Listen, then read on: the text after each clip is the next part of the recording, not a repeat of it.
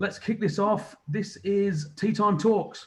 It's a 30-minute discussion on beef production. This evening, we have saved one of our best subjects to last, and we've saved some of our best farmers to last as well. We're going to be discussing EBVs. So we'll go into what EBVs are, how they're calculated, and what does it mean as a producer to be basing your breeding decisions in and around EBVs.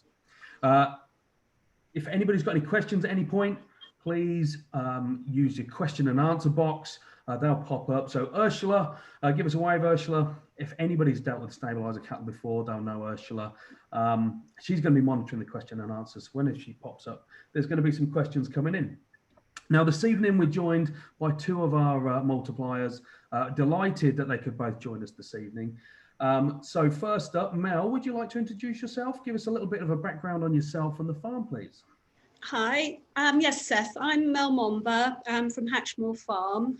We farm 140 hectares down here in Hampshire. We run a herd of Stabiliser cows. We sell a lot of breeding stock, heifers and bulls. We also finish about 50 young bulls every year. We have elite health status, and we've been using EBVs for about 10 years now to sort of drive some changes in the farm here. Fantastic, thank you, Mel. And Dan, would you like to introduce yourself? Hi, yeah, I'm Dan Burling. So I've got a beef and arable farm near Cambridge that I farm with my brother and the rest of my family. We run about 280 breeding cows, and then we finish their progeny as bulls, also producing breeding bulls and breeding heifers. A lot of the heifers have been run back into the herd in recent years because we've been expanding the size of the herd, grazing mainly RSPB, conservation grazing and stuff. And yeah, been heavily using EBVs. Probably had our first Stabiliser bull, I think he was 2005 born, so we've been doing it for some time now. Wonderful. Well, thank you both. I'm delighted that you can join us this evening. I'm Seth Waring. I'm the business manager here at the Stabiliser Cattle Company. And I think probably the best way that we can start kicking a discussion off on EBVs is to perhaps highlight what an EBV is. Now, EBV stands for an estimated breeding value, and it gives us an indication of how well that animal's offspring are going to perform. Now, we've at the Stabiliser Cattle Company use EBVs a lot. We're heavily reliant on data, and we like to make informed decisions based on the performance of animals and the expected outcomes when we can cross one animal with another. Now, most of the time when we talk about EBVs and we look at EBVs, they come across as can be quite complicated, and they can come across as if you're not quite sure what they are. They just come a lot of colours and numbers. So what we're going to do in this first bit of the talk is we're going to talk a little bit about these individual ones that we use in the Stabiliser Cattle Company. We're then going to discuss with Mel and Dan how they use those individual EBVs, which ones are more important to them on the farm. Then we'll finish up this evening talking a little bit about indexes and the role of indexes in animal selection.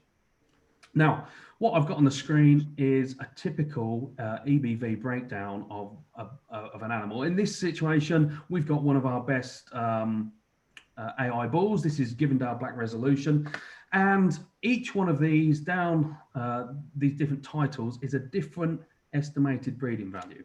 Now, we look at a number of different breeding values because each one measures an individual trait. And what we want to do is some of those we want to maximize, some of those we want to minimize, and some of them we're looking for a halfway house. So these are the different traits down here. They're also the same along here. Now, there's two ways of looking at these. You either look at the individual numbers, and if that's the case here, this top row in white are the individual numbers for each one of those EBVs.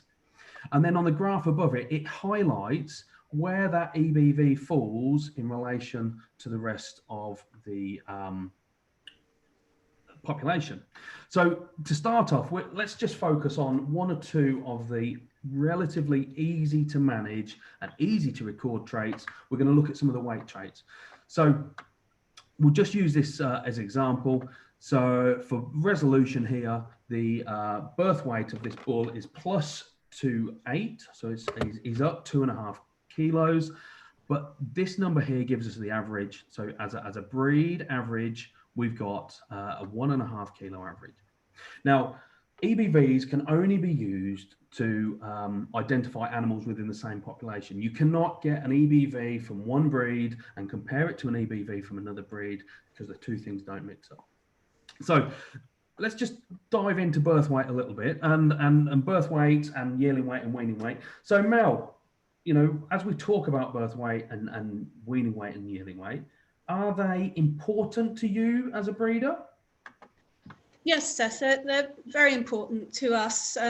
We probably started looking at them in quite a bit of detail when Pete's father first passed away, and we wanted to get a snapshot as to what our herd was, you know, where we stood within the breed. So things like birth weight, we measure that automatically for the Stabiliser EBVs. So it's a really good measure as to how quickly a cow's going to get back into calf. So it helps with fertility, helps with a nice tight calving pattern. And it was something that we'd identified that we needed to improve on. So it was very much something we focused on probably from about 2010 onwards. Fantastic. And how do you go about recording birth weight physically? How does it happen? What we do is within the first 24 hours, every calf is weighed, and we have a calf sling. So it kind of fits under the calf's tummy. The calf's lifted up on its like a spring scales, and we record the weight and do the other things like tagging it at the same time. And then the weights are all sent off to the Stabiliser cattle company. I think we do them monthly during calving. Fantastic. So it's a fairly simple measure, and quite quickly you can then build up a picture of what's happening on your farm, Mel, regarding to the different weights. Dan, let's come on to you a little bit. Probably the next two easiest to measure weights are the weaning weights and the yearling weights. Are those two factors important to you in herd in animal selection? Yeah, definitely. I mean, all these weights that we're recording are hugely important, and data collection is at the centre of what we do with the stabilisers. That they all lead on to other economic reasons as to why they're useful. You know, going back to birth weight slightly, that you have to know that, and you have to know that it's really accurate, because it helps you with stuff that makes a massive difference on the farm. Like if we wanted to calf heifers down at 2 years old, we really need to have a reliable birth weight EBV on the bull we're going to use on those to allow us to do that. And I think if we weren't breeding heifers to calf at 2 years old, we would probably end up being an unprofitable system. And the same with looking at weaning weights is super important as well. It gives us an indication of how well the cow has looked after the calf. And you take these weights, you take the weaning weight, and then also look at the cow mature weight at the same time, and you can work out the percentage that cow, the percentage of its own body weight that cow is weaned, and that's a really good indication of efficiency.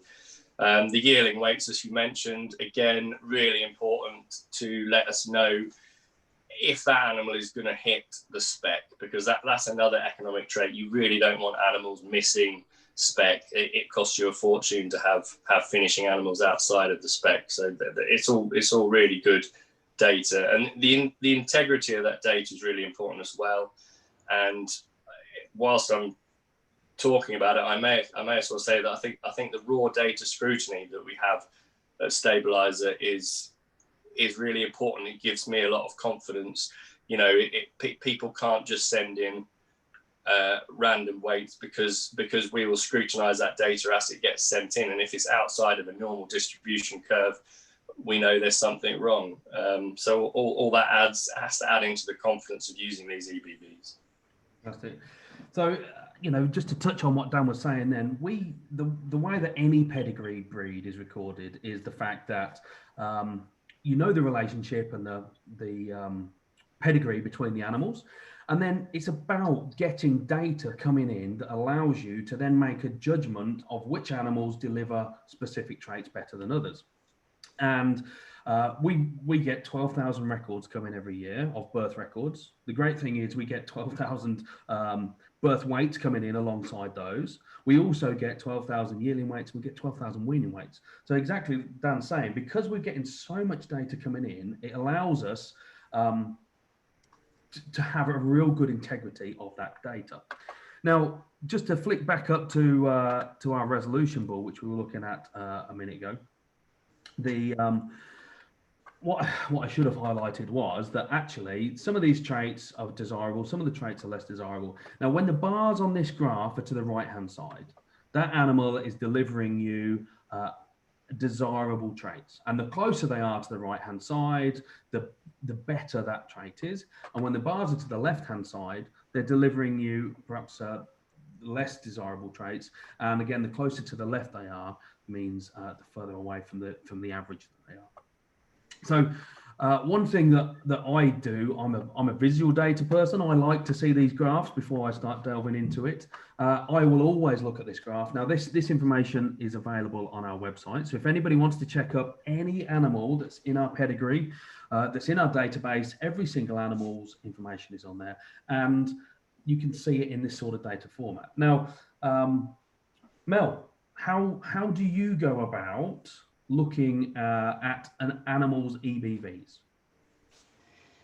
Well, we tend to start at a herd level, actually, Seth. So we use the trend graphs that are produced every month. So we keep a track as to how our herd is performing. We have our various targets that we've been working towards. So our first protocol is very much the trend graphs. Once we've checked that everything's sort of going in the right direction, we'll then look at individual animals. And it very much depends. We'll look at the individual animal with the females, and we'll see what her strengths are and what her weaknesses are. We'll try and improve her strengths and also negate her weaknesses. So we're looking for a more balanced offspring. So with each generation, we're looking to make genetic gain. Fantastic. And so when you talk about strengths and weaknesses, let me just bring the graph up again, Mel. But which ones in particular do you focus on when you're wanting to look at that? On an individual animal basis, it will very much just be, for instance, with this animal, I might say, okay, I want to improve the birth weight. So I'd look, if that was a female, I'd look for a bull with a low birth weight to help produce a more balanced offspring.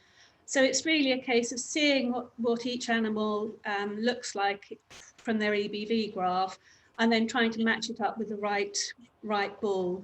We use a mix of AI bulls and our own homebred bulls. So we tend to have bulls that we know will do a particular job. So we'll pick something with a low birth weight, which we're going to use on heifers and any other cows that really need to have their birth weight improved. Fantastic. And Dan, would it be similar things for you, or how do you go about looking at the EBVs in your herd? Yeah, I think Mel's got a really sensible approach, and that's what we'll do as well. Initially, look at the total herd trends and see where we want to go. But when we're putting bulling groups together, I know the RSPB will give me a set herd size that I need. So I'll perhaps have a group of 30 cows that they want with a bull, and I will have those cows, and I will try to group them in groups that match group them in groups that will match a bull. So if I want to moderate birth weight, I will put a low birth weight bull with it, exactly, things like that. And the same with the lower birth weight ones, I might want to put a more growy bull on those. So we try and match it to produce, as Mel says, to produce a balanced animal. But the EBVs have got an algorithm in them that allows us to, that it is, it's pretty balanced for us. So we can go along and we can look at the end profit figure, and we just select upwards of that, and the herd ends up moving in the right direction. The danger with looking at individual traits a bit too much is that you can really start to go down a rabbit hole with pushing one trait that has an impact on another trait that you didn't intend to happen. So a multi-trait selection tool like we've got is really, really helpful. Perfect. And so, look, I mean, you did just touch on the indexes there. So as you've discussed them, Dan, why don't we take this opportunity to discuss them? But before we do, Ursula, have we got any questions that have come in?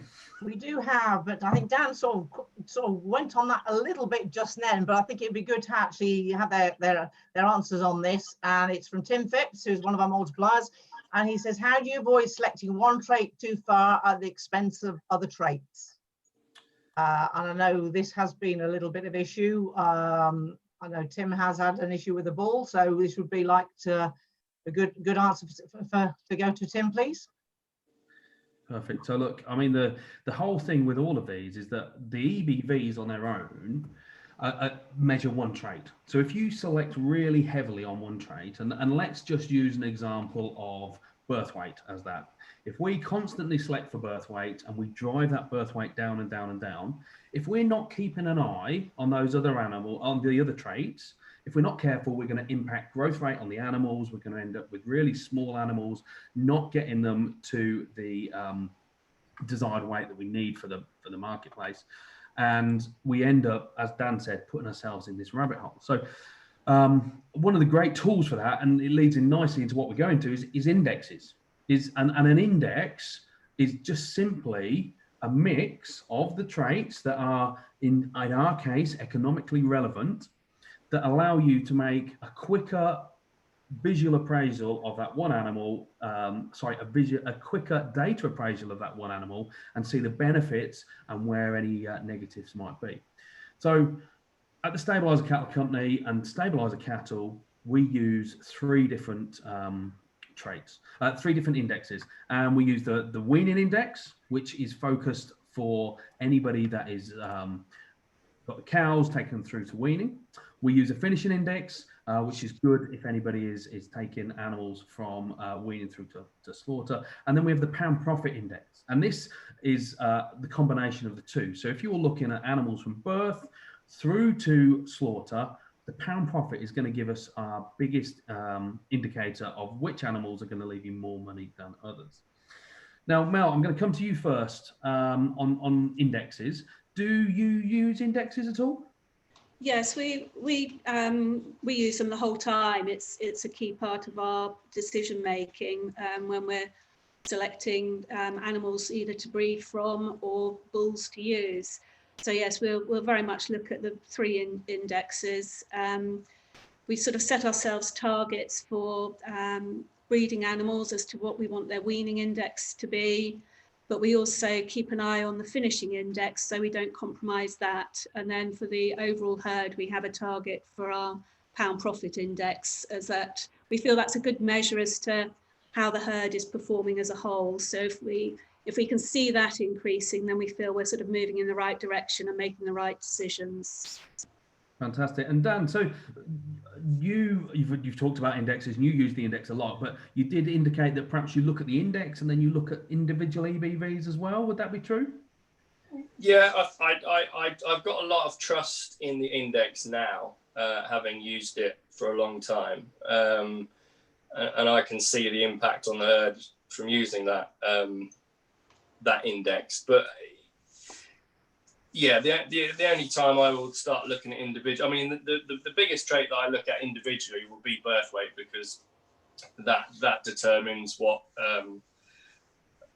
management group I put a certain bull with, and for me it's that the impact of that EBV has a big knock-on effect to how easy calvings are and all the knock-on impacts of that, how fast the cow will rebreed, etc., etc. So it has to lead on to practical things, but the multi-trait selection tool, it's easy, which it has to be. It has to be simple, and it allows things to be predictable. And what's very important is it makes things repeatable and consistent. Yeah, absolutely. And it's one thing that we find a lot is when people start talking about stabilizers. And because we collect so much data, when people are new to it, it's quite hard to understand what do I look at and which are the important bits for me. So when people talk to us, they say, well, actually, you know, we're trying to breed a suckler cow. And if that's the case, we immediately point them in that direction of the weaning index. And this is a great tool for identifying those. But they say, well, actually, but we want to have the suckler cow. We want to make sure that they're really good to be sold in market. So we need to get that balance right of the finishing index as well. So the individual indexes are a great way of getting that first vision of which bulls should I be looking at, or which heifers should I be looking at, or which cow should I be looking at. And the pound profit, what separates the pound profit from every other index out there is that it's actually given in pounds.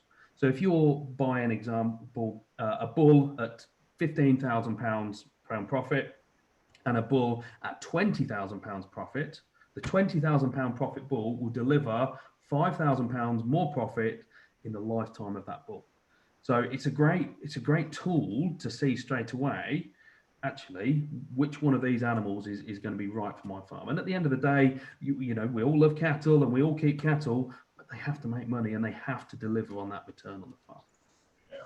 Now, if we just wind back a little bit, there were some of the other EBVs that we look at that perhaps are fairly unique to what we do. So Dan, you know, what are the other ones that you feel separates the stabilizers from perhaps some of the other breeds?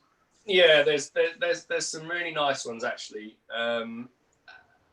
and there's ones that, because the weight ones you can look at it phenotypically as well. So before we had stabilizers, I would print out spreadsheet upon spreadsheet and with all our cows on it and try and fathom it out myself. But it's really hard, and you can't do that to a certain degree. But there's some EBVs in there that you haven't got a clue with. A really important one going forward is the feed efficiency EBV, and that's going to get more and more important going forward. In terms of the productivity, efficiency, and carbon footprinting we're going to have to do, that's going to play a big role in it. But the one that I really actually like is the one that looks at, when we're doing back scanning, we're looking at intramuscular fat and ribeye area, fat depth, and muscle depth. And I like that one because it means that I know I'm selecting for a quality product. And that's really important for us as well. And I think, again, that's really important going forward. If we're going to ever move away from the Europe grid, which I hope we do, it puts us in a really good position to produce really high quality beef, because that's a really nice thing to know you're doing. And and you can't see that. So I can't phenotypically select for a bull with high intramuscular fat. And it does surprise you when you go through and you scan one that's high and one that's low, and they might be the opposite that you'd think phenotypically. Yeah, absolutely. No, and I think they're both real good examples of why we're using EBVs, is to not necessarily just highlight that one animal that could particularly good at it, but it's what can be passed on to its offspring. So we're improving everything on the whole farm. Now, I'm just conscious we've only got 5 minutes left. The time flies when we're having fun. Now, I see Ursula's just popped up, but do you want to ask a question, Ursula? I do. I've got a question from someone called John Ritchie. Good evening, John. Thank you for joining us. Does chasing low mature cow EBV have a major effect on growth per day? Often keeping higher growth rate heifers and reaching bulling weight for 24-month calving, but end up usually being heavier mature weight of cows. Is there a happy medium? Now, I'm quickly going to say, yes, there is a happy medium. And I'm going to hand over to Mel. And Mel, I'm just going to bounce up your graphs, and maybe you want to talk about what you've seen on the farm? Yeah. No. There we go. Okay, well, these are our herd graphs, and I think you can see we've been working on bringing our mature cow weight down. Obviously, this takes a little while because you've got older cows staying in the herd for a while, but I think you can see the general trend is moving down. Had a little bit of a hiccup in 2019, but we're back sort of in the right direction. And then you can also see that we're bringing our birth weight down. And one of the concerns we had was if we bring the mature cow weight down and the birth weight, is that going to compromise our growth rates? But as you can see in the bottom graph here, these are our average yearling weights. And I think you can see quite clearly that we're not compromising on the growth at all, and that we're actually managing to have this nice medium-sized cow in the herd that's producing a small calf that then grows well. So for us, that was what we were looking for. Absolutely, and I think to answer your question, John, that it's been a great example here. But with all of these, if you're chasing one EBV in particular, then there is that danger of the knock-on effect of the rest of them. So it's when you using EBVs and doing the measuring of the offspring that you've got to get that balance right of how much pressure do we put on, in this case, mature cow weight, but also selecting for these high growth rate animals. And that's where the index in our situation balances all that for us. But I think this is a great example of the sort of progress that can be made. And we've got 8 years here, Mel.